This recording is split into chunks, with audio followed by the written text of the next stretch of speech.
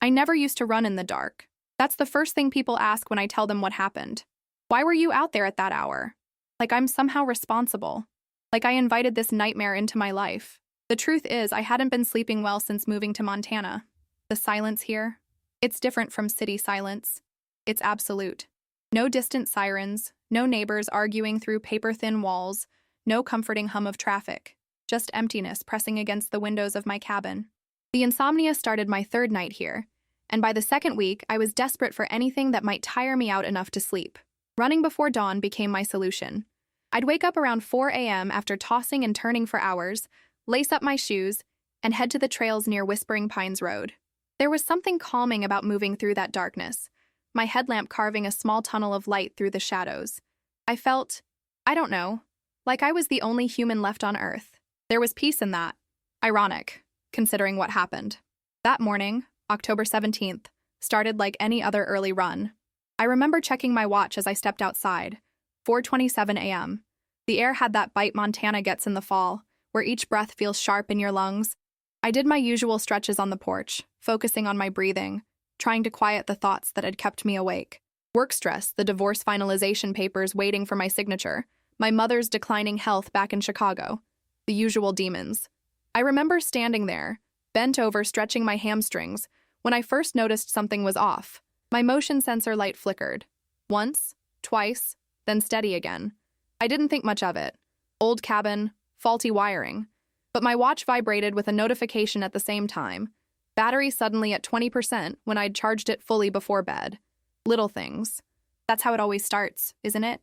Little things you can explain away. The first mile of my run was uneventful. Just me, my breathing, and the beam of light bouncing along the trail. I was actually feeling good, settling into that meditative state where your mind empties and your body takes over. The trail curved alongside Blackwater Creek before cutting through a denser section of forest. I knew this route well enough to run it with my eyes closed. I think that's why I noticed the change so quickly. The crickets stopped, all at once like someone had flipped a switch. I remember slowing my pace, suddenly aware of how loud my footfalls sounded in the silence. Even the creek seemed quieter somehow. My breath fogged in front of me as I came to a complete stop, listening. Nothing.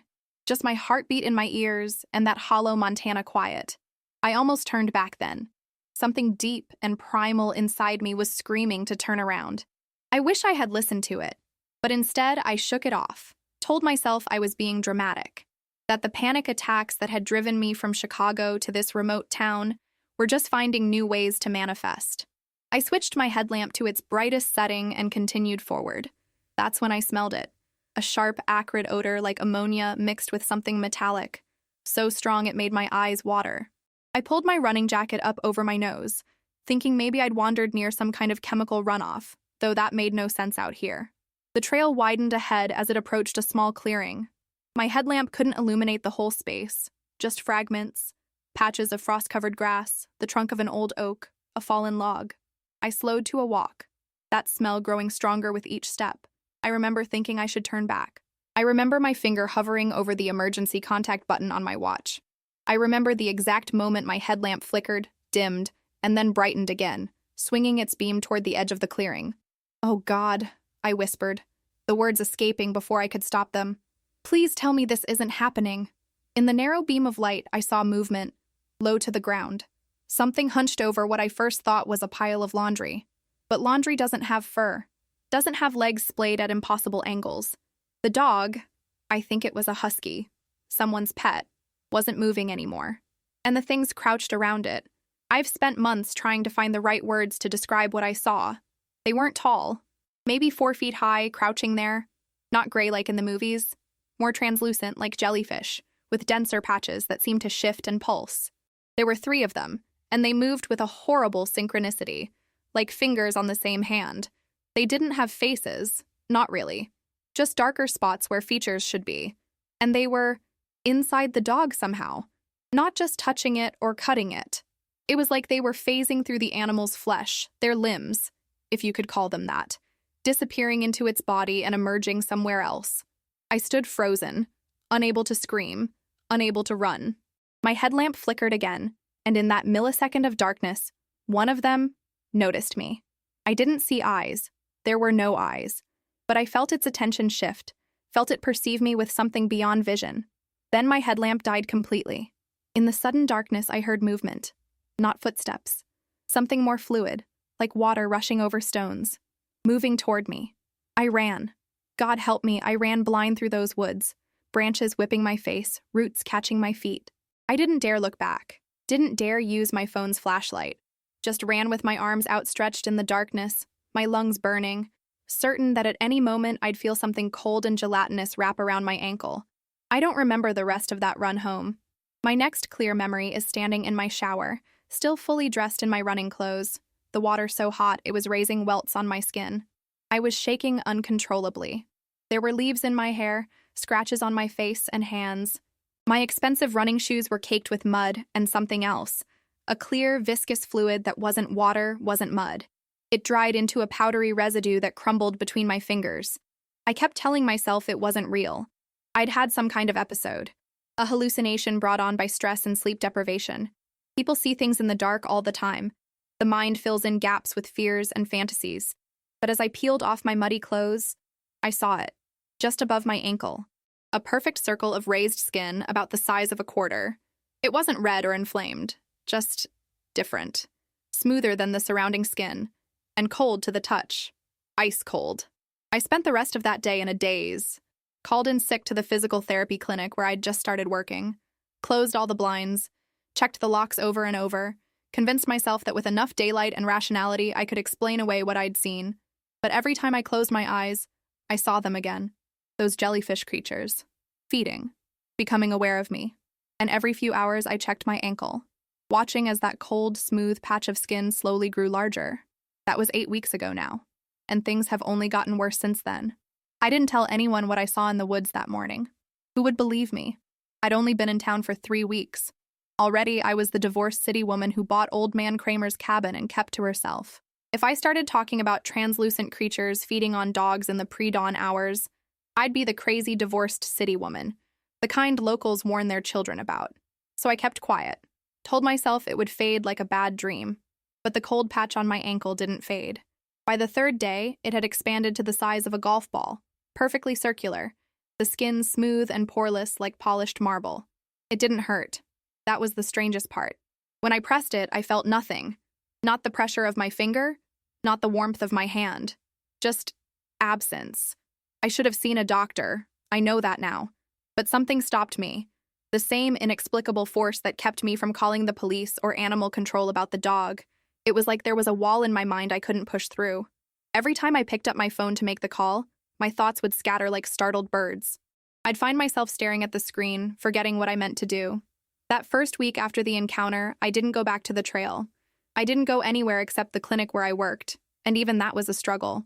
I found myself spacing out during sessions with patients, my eyes fixed on some middle distance while they described their pain or progress. More than once, Dr. Melton had to touch my shoulder to bring me back. "Sarah, you still with us?" he'd ask, concern creasing the corners of his eyes. I'd apologize, blame it on adjusting to the altitude, the dry air, the poor sleep, all plausible excuses in a mountain town like this. But I knew it was something else. Something was happening to me. The dreams started on day 5. Not nightmares exactly. More like memories that weren't mine. I'd see fragments of places I'd never been. A vast chamber with walls that seemed both solid and fluid at once. Long corridors that twisted in geometries that made no sense when I woke. And always, in these dreams, I was moving with purpose toward something important, something waiting just beyond where the dream ended. I'd wake from these dreams drenched in sweat, heart racing, with the absolute certainty that someone was in my bedroom.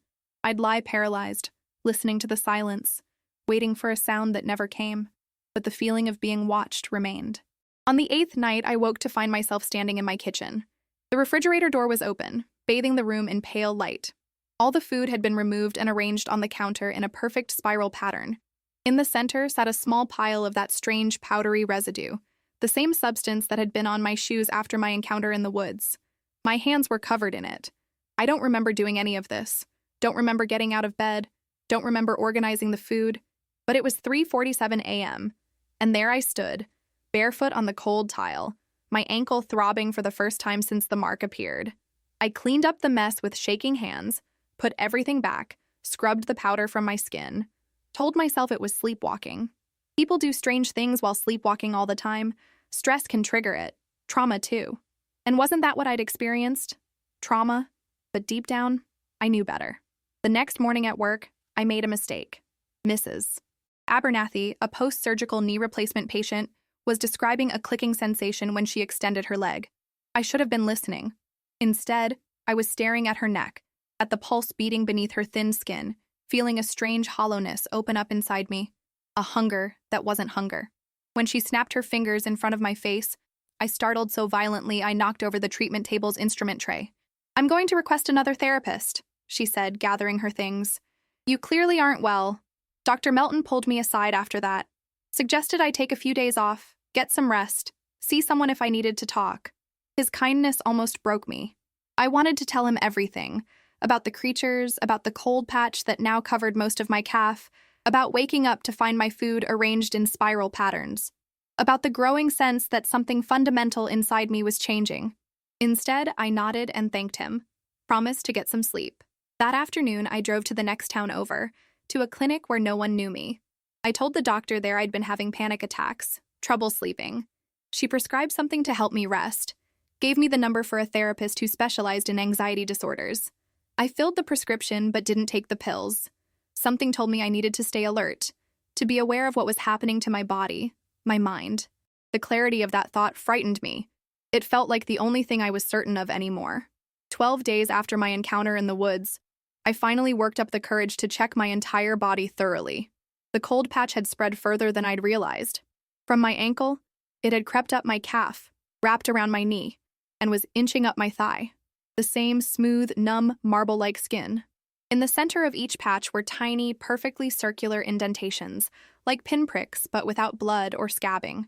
I took photos with my phone, tried to document what was happening. But when I checked the gallery later, the images were corrupted. Just blurry smears of light where my leg should have been. I tried again with my digital camera. Same result. It was as if the patches couldn't be captured, couldn't be proved. That night, I woke at exactly 3:33 a.m. Not to find myself sleepwalking this time, but lying perfectly still in my bed, unable to move. Sleep paralysis, I thought at first. I'd experienced it before during particularly stressful periods in my life, but this was different. I wasn't just immobile. I was being observed. They were in my room. I couldn't turn my head to see them, couldn't even move my eyes, but I felt their presence as certainly as I'd feel rain on my skin. They were there, those same jellyfish-like entities from the trail, moving around my bed, moving over me. Something cold and slick brushed across my forehead, a touch without pressure, like being caressed by fog. I tried to scream, but my voice was locked inside me, a prisoner in my own throat. Tears leaked from the corners of my eyes, the only movement my body seemed capable of. I don't know how long it lasted. Time stretched and warped, minutes bleeding into hours. At some point, I must have lost consciousness because the next thing I remember is my alarm going off at 6 a.m., sunlight streaming through the blinds I didn't remember opening. I sat up, body trembling with residual terror, expecting to see evidence of intruders. Footprints, that strange powdery residue, something. But my bedroom looked untouched, perfectly normal, except for the symbols. They covered my arms now, from wrist to shoulder. Not bruises or cuts or burns, something else entirely. Patterns pressed into my skin like the marks left by laying on wrinkled sheets, but deeper, more defined. Swirls and angles that seemed to shift when I wasn't looking directly at them, forming shapes my mind couldn't quite grasp. I traced them with my finger, these alien hieroglyphics written on my body. They didn't hurt. In fact, I couldn't feel my fingers when they passed over the markings, just as with the cold patches on my leg. Parts of me were going numb, being claimed by something I didn't understand. And yet the most terrifying part wasn't the physical changes. It was what was happening to my mind. Because as I stared at those symbols, I realized with mounting horror that I was beginning to understand them. Not consciously, not in a way I could articulate, but something deep in my brain was recognizing patterns, making connections. They were leaving messages in my flesh. And somewhere inside me, something was learning to read them. I called in sick again that day, turned off my phone, drew the blinds, sat in the center of my living room floor with all the lights on, and tried to decide what to do. Go to the hospital? They'd think I was crazy or on drugs. Show them the markings? What if they couldn't see them? just as cameras couldn't capture the cold patches. Call my sister in Chicago? What could she do from 1,500 miles away except worry? While I sat there, paralyzed by indecision, I became aware of a new sensation. A pulling. Not physical, mental, like a gentle tugging at the edges of my consciousness. It was calling me back to the trail, back to where this all began. And God help me, I wanted to go. I fought the pull for 3 days. 72 hours of mounting pressure behind my eyes, a constant whispered urge at the back of my mind. Go back, go back, go back. Like a song stuck on repeat, growing louder with each passing hour until it drowned out everything else. During those 3 days, I barely slept, barely ate. I'd find myself standing at my window in the middle of the night, staring toward the woods, my hand pressed against the glass. The cold patches had spread to cover almost 60% of my body by then, both legs entirely, my torso creeping up my neck. I'd taken to wearing long sleeves and high collars, even in the warmth of the clinic, to hide the changes. Dr. Melton was running out of patience with my absences. My patients were being reassigned. My life here, this fresh start I'd carved out for myself after the divorce, was slipping away. But none of that seemed to matter anymore. There was only the pull, the need to return. On the 4th night, I stopped fighting. I waited until 3:33 a.m., the same time I'd woken to find them in my bedroom. Dressed in my running clothes, I stepped outside into the biting Montana cold. The motion sensor light didn't come on. The bulb looked intact. But no matter how much I waved my arms, it remained dark, as if something was preventing it from detecting my presence. The walk to the trailhead felt both endless and instantaneous. I moved through the darkness without a headlamp, without a flashlight. I didn't need one. My eyes had changed.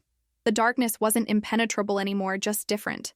I could make out shapes, movement, variations in the shadows that would have been invisible to me before. I should have been terrified, should have been questioning my sanity, my safety. But there was a strange calm settling over me. Not peace exactly, more like resignation. Like a terminal patient who finally stops fighting and accepts what's coming. The trail looked different at night now. Not just because of my altered vision, but because the landscape itself seemed subtly wrong. Trees bent at angles that defied natural growth patterns. Rocks positioned in formations too precise to be random. Had they always been this way? Or was the world changing around me, just as I was changing within it? I reached the clearing where I'd first seen them, the creatures feeding on the dog. No sign remained of that encounter. No blood on the frost-covered ground. No fur caught on the underbrush. Nothing to indicate anything had happened here at all. Yet I knew with absolute certainty that this was the place. My body knew it. The cold patches on my skin throbbed in recognition, a dull, pulsing ache that was almost pleasant. I stood in the center of the clearing, arms at my sides, waiting. For what, I wasn't sure. There was no fear now, just anticipation. The night air was completely still. No crickets, no rustling leaves, no distant calls of nocturnal birds. Just silence and me, breathing slowly, watching my breath fog in the cold. "I know you're here," I said aloud. My voice sounded wrong to my own ears, flatter, more hollow. "I know you've been changing me." No response came, but the air seemed to thicken around me, become heavy with presence. They were watching, listening. "What do you want?" I asked, turning slowly in place, searching the shadows. "Why me?" Something moved at the edge of the clearing. Not one of the translucent, jellyfish-like beings I'd seen before, but something larger, more solid. It remained just beyond where I could see clearly, a shape suggested rather than revealed. I took a step toward it, and pain exploded behind my eyes, white-hot and blinding.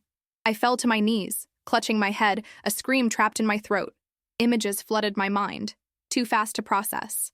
A vast chamber with walls that pulsed like a living heart, long, twisting corridors, strange machinery that seemed both organic and mechanical, faces, human faces, frozen in expressions of bewildered horror. And beneath it all, a sensation I can only describe as hunger. Ancient, patient, insatiable hunger. When the pain subsided, I was face down in the frost, my cheek pressed against the cold earth. I could taste blood where I'd bitten my tongue. My body felt distant, disconnected, as if I was hovering slightly above myself, tethered by the thinnest of threads. I pushed myself up onto my knees, then froze.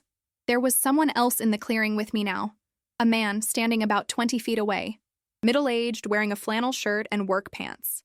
Completely ordinary except for his absolute stillness, and the way his outline seemed slightly blurred, like a photograph taken with a shaky hand. "You came back," he said. His voice was wrong, multiple tones layered on top of each other, as if several people were speaking in unison. "Most don't." I struggled to my feet, swaying slightly. "Who are you?" "Richard Corman. I lived 2 miles north of here." He gestured vaguely with a hand that moved too smoothly, too fluidly to be human. "I was the first in this area 9 years ago." "The first what?" I asked, though some part of me already knew the answer. His face remained expressionless, but something shifted in his eyes, pupils expanding until barely any white remained. "The first seed." He took a step closer, and I noticed how he moved, not walking exactly, more like flowing forward, his feet never quite leaving the ground. "They need us to understand this world, to exist within it. They cannot maintain physical form here without assistance." "They're inside you," I whispered, "like they're inside me now." Richard's face split into a smile too wide for his features, stretching almost to his ears. "Not inside, becoming. You are becoming them, and they are becoming you." The perfect symbiosis. The cold patches on my skin throbbed in response to his words, as if in agreement. I pressed my hand against my neck, feeling the smooth, marble-like texture that had replaced my skin. "How many?" I asked. "How many people have they taken?" "Taken?" Richard tilted his head at an impossible angle. "No one is taken. We are elevated, improved." He gestured to the woods around us. 12 in this region now, soon to be 13 with you. "And the dog? The one they were?" I couldn't finish the sentence. "Practice," Richard said simply. "They must learn how biological forms work here. The complexity of your nervous system requires preparation." I felt sick. Remembered the way those jellyfish creatures had phased through the dog's body, how it had laid so still, so broken on the forest floor. "I don't want this," I said, my voice shaking. "I don't want to be elevated." Richard's expression didn't change, but something like amusement colored his tone. "It's already happening. The physical changes are just the external manifestation. Internally, the integration is much further along." He tapped his temple. "In here, you're already more them than you." And the horrible thing was, I knew he was right. The constant pull I felt, the strange calm that had replaced my terror, the way I understood things I shouldn't, like the symbols on my skin. Parts of my mind had already been rewritten, reprogrammed. "Why show yourself now?" I asked. "Why talk to me at all?" "The transition is easier with guidance," Richard said. "Less resistance means less pain. Those who fight suffer unnecessarily."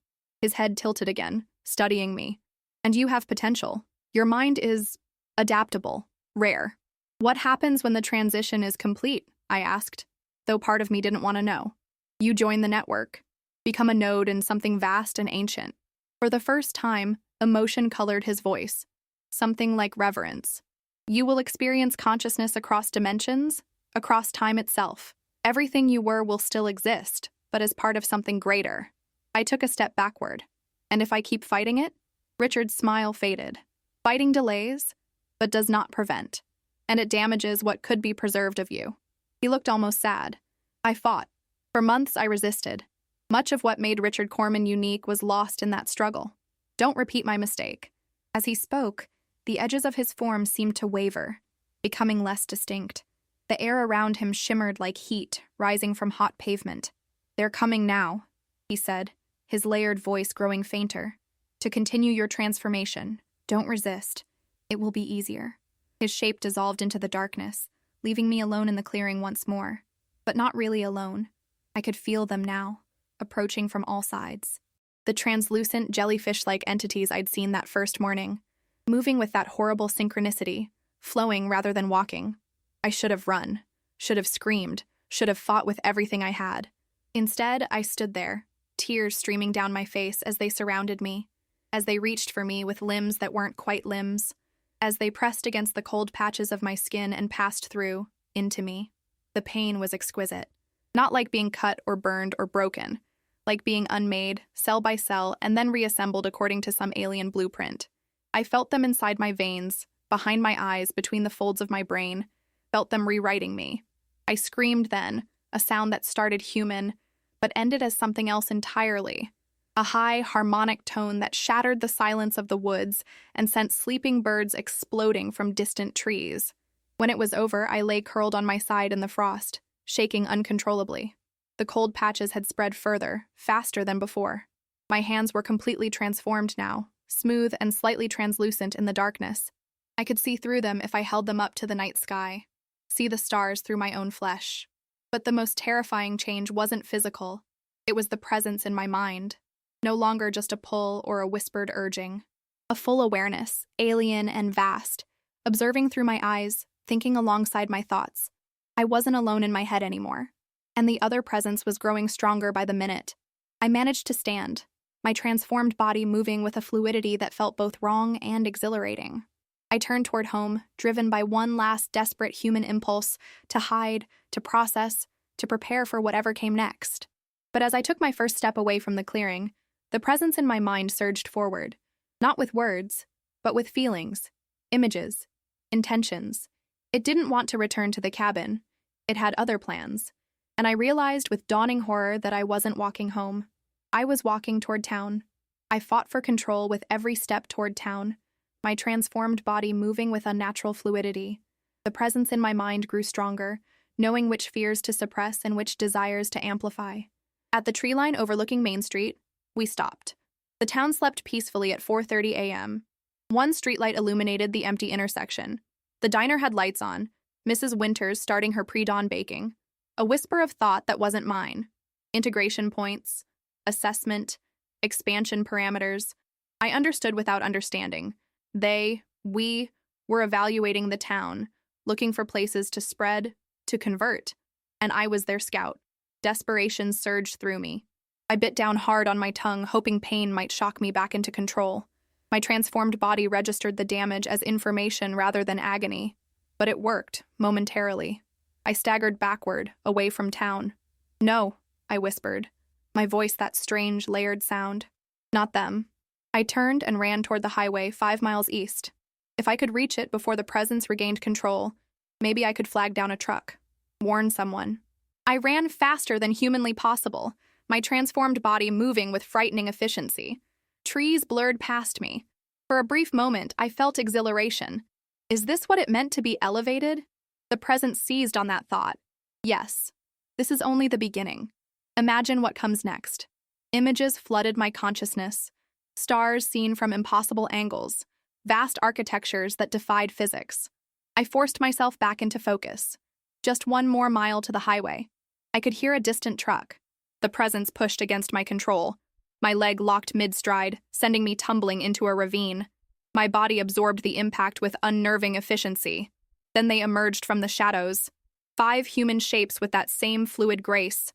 Richard, Mrs. Patterson, who'd gone missing last spring, and 3 others. The integration is proceeding well, Richard said, but your resistance is notable. We want you to choose this, he added, to see what we offer. The presence surged forward, and I couldn't fight it. It opened my eyes and saw the others as they truly were, networks of energy pulsing beneath human shells, connected by threads of light. What are you? I whispered. We are the bridge, they said in unison, between what is and what could be. The presence showed me visions, humanity transformed, elevated, existing beyond our current comprehension. No more suffering, no more loneliness. It was seductive. But beneath the promise, I sensed something else. A hunger. These beings needed us, needed our bodies, our world. No, I said. This isn't elevation, it's invasion. They surrounded me, placed their hands on my skin. I felt my consciousness being pulled into their network, stretched across multiple minds. I fought with the last shreds of my humanity. My name is Sarah Ellis. I love the sound of rain. I miss my sister's laugh. I am human. Then, inexplicably, they withdrew. Disruption in the network, Richard said, his form flickering. Return to central node immediately. They left me alone, the presence in my mind temporarily retreating. I pushed myself up. The highway was still a mile away. I don't know if I'll make it. My transformation accelerates, but I keep fighting, keep walking. If you've heard my story, please comment below if you've seen anything strange in your town. Any signs they might be there too. And if you're in Montana, watch the trails before dawn. They're waiting, they're hungry,